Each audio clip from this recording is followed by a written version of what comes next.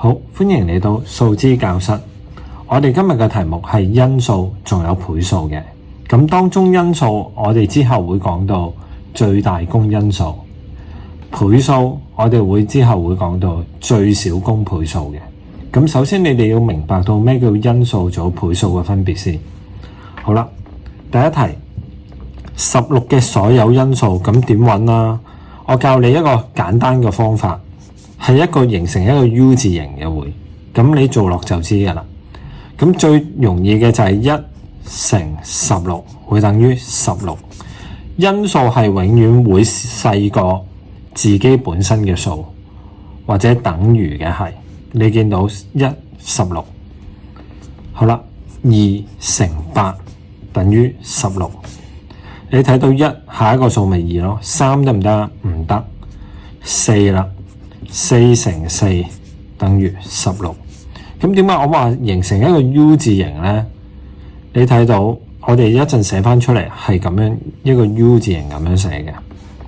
4同4已經係到最後啦，唔會有任何數響4同4之間嘅。咁所以我哋寫晒所有因數係點呢？1、2、4跟住到咩？8，仲有16。所以16嘅所有因數係有1、2、4、8同16嘅。跟住啦，隔離就係做最初嘅3個倍數。咁我哋呢個倍數一陣會做嘅，做晒所有因數先。到49嘅所有因數，1乘49等於49。好啦，2唔得，3唔得，4唔得，5唔得，6唔得，7乘7等於49。咁所以49有啲咩因數？一個 U 字形咁寫，1啦，7啦，呢度有個7同呢個7一樣嘅，所以唔使多寫，再寫上去係49。咁所以49嘅所有因數有1、7，仲有49。到下面呢題98，1乘98等於98。2乘49等於98。3得唔得？唔得。4得唔得啊？唔得。5都唔得。6得唔得？唔得。7就得啦。7乘以14會等於98。好啦，7再大啲係8得唔得？唔得。好啦，9唔得，10啦，得唔得？唔得。11唔得，12都唔得，13唔得，14得。咁但係14呢度已經有啦嘛，咁所以我哋一路試到去14嘅啫，知道14係向呢度，咁咪形成一個 U 字形咯。咁所以98嘅所有因數有咩呢？1、2、7、14、49。仲有98。我通常教啲小朋友都係咁樣嘅方式，一個 U 字形去做，為咗唔會減少咗當中突然間可能忘記咗嘅數字。因為有啲小朋友可能做1乘98，跟住忘記咗2乘49，原來98嘅喎，咁直接寫7乘14，冇啦，就寫漏噶啦。咁呢種方式係絕對可以減少自己出錯嘅。好啦，16個最初3個倍數，第一個係16，第二個係32，第三個係48。記住係倍數，倍數係大過自己嘅，多嘅一倍就係大過自己嘅倍數。因數係一定細過自己或者等於自己嘅。好啦，49最初嘅3個倍數。咁所以第一個一定係49，第二個98，第三個147。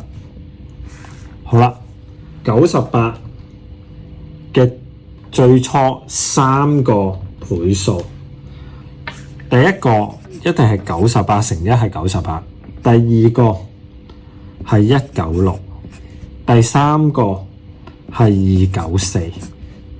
記住倍數倍數。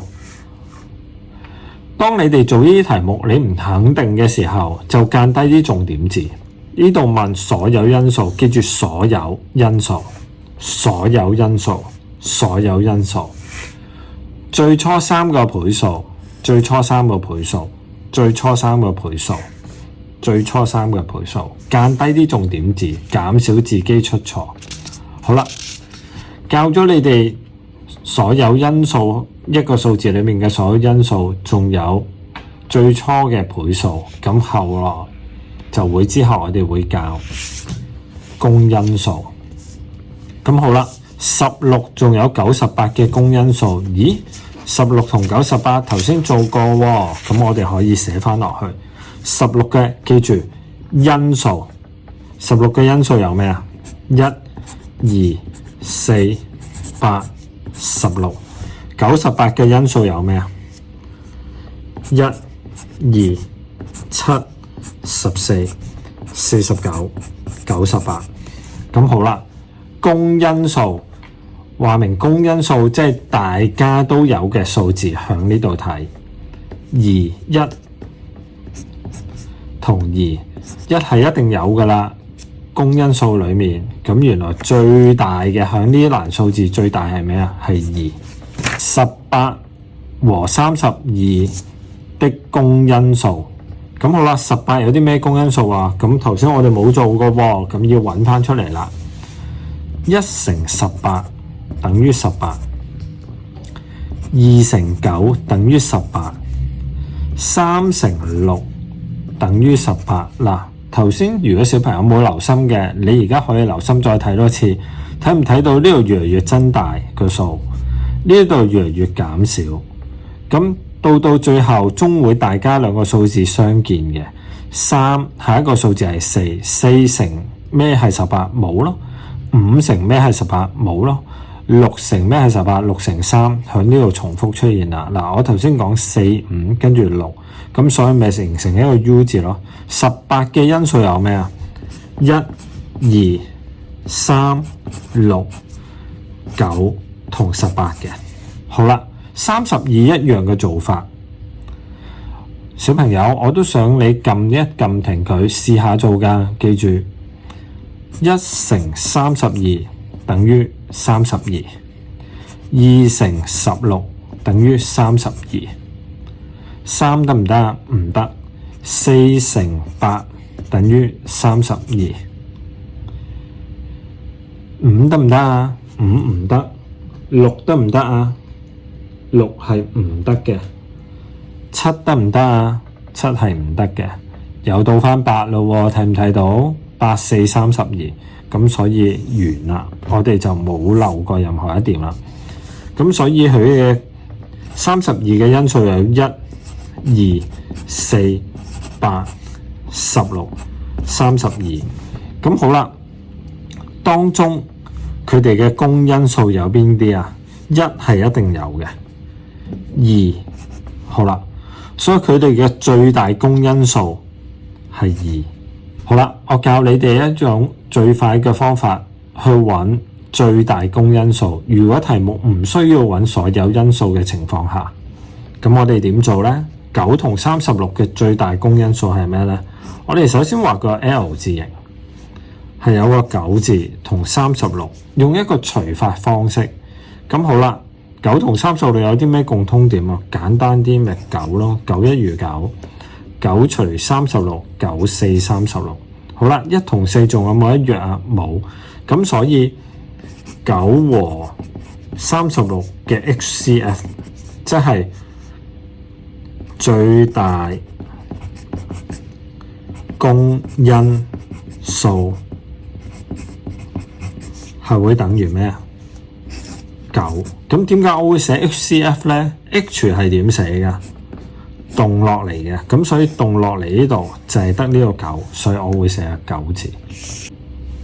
好啦，到做12、36、54嘅最大公因數，咁一樣嘅做法。12、36、54，咁我哋點做呢？我哋試下用咩去除呢？最簡單一係用2嘅啦，2、6、36，2係18，將佢除咗去，呢個除咗佢係27。咁仲有啲咩可以除到呢3個數啊？係3嘅，3、2餘6， 3、6、1、18， 3、9、27。好啦，仲有冇啲嘢除到啊？ 2、6、9冇啦，因為 HCF 係一定要3個字都係一樣先可以除到嘅。咁而家話明 HCF 個 H 字係動落嚟嘅，我哋只需要呢2個數嘅啫。咁佢嘅最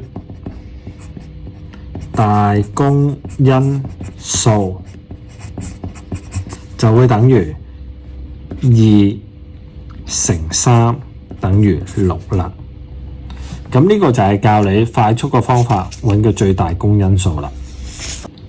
好啦，講完公因數，我哋就講公倍數啦。記住係倍數，係大過自己嘅。咁第一題4嘅最初10嘅倍數好簡單啫，即係4嘅乘數表，4、8、12、16、20、24、28、32、36、40。好啦，9啦，即係9嘅乘數表，9、18、27、36、45、54、63、72、81，最後90，就係最初10個。咁好啦，公倍數，咁我哋要揾睇下佢哋有冇啲一樣嘅數字先。咦？呢度一樣嘅數字一直都冇喎，大到去36我見到啦，36開始係一樣嘅，所以喺呢個表裏面係36。仲有冇其他？冇啦。咁所以最細嘅公倍數最少，即係最細嘅公倍數係咩啊？係36。好啦，第二條啦，4嘅最初7個倍數，4、1餘4，4、2餘8，4、3、1、12，4、4、1、16，4、5中20，4、6、24，4、7、28。好啦，到咗啦。跟住8嘅最初7嘅倍數，8、16、24、32、40、48、56，7個倍，最初7個倍數。好啦，12最初7嘅倍數會係幾多呢？12、24、36、48、60、72，最後一個係84。咁好啦，呢3個數嘅公倍數，我哋要揾下有冇啲一致嘅數字喎。12唔得啊。好啦，24，大家都有共通嘅係呢一個，仲有冇其他嘅共通啊？冇咯喎，喺呢度。咁所以喺呢個表係24，咁亦係最細嗰個係24。好啦，呢啲要列出嚟嘅會比較耐，咁我亦教你哋用一個最快捷嘅方法，可以揾到最少公倍數嘅。又係一樣啦，畫個 L， 寫4喺度同18喺度。咁我哋點樣做呢？首先用2去除佢，係咪2？呢度9。咦，冇得除咯喎。咁話明最少公倍數英文係咩？LCM， 即係 L 係點寫啊？咁樣寫嘅。我哋就需要將呢啲乘埋去一個 L 型，佢嘅 LCM 就會等於2乘2再乘9，即係等於4乘9，即係等於36。所以最少公倍數4同18係36嘅。好啦，到呢題啦，有3個數我哋點做呢？個做法一模一樣。好啦，首先我哋用啲咩數可以一致呢？係冇噶，因為呢個49呢個20係冇數可以除得到噶。咁我哋兩個數除得到就繼續除噶啦。咁首先我哋除咗呢兩個數先啦，用5 4中20 5 7 35，咁呢個49點啊除唔到，照寫落嚟49。咁好啦，下一個啦。咦？呢個雙數呢啲單數冇數可以除到喎，同個4，咁呢度7同49係可以除嘅。我哋用7，呢個數會點做啊？照寫落嚟，因為佢冇除過。71餘7， 77 49。好啦，到最後連兩個數都冇得除嘅時候，我哋就會停低噶啦。咁所以佢嘅 LCM 係點啊？ L 字形咁樣括住成晒呢堆數字。LCM 就係5乘7再乘4再乘1再乘7，其實寫個乘1可以唔寫嘅，咁就所以等於35乘4再乘7啦，係會等於980嘅。咁980就係呢三個20、35、49嘅最小公倍數啦。希望我呢個YouTube 片可以幫到你哋啦。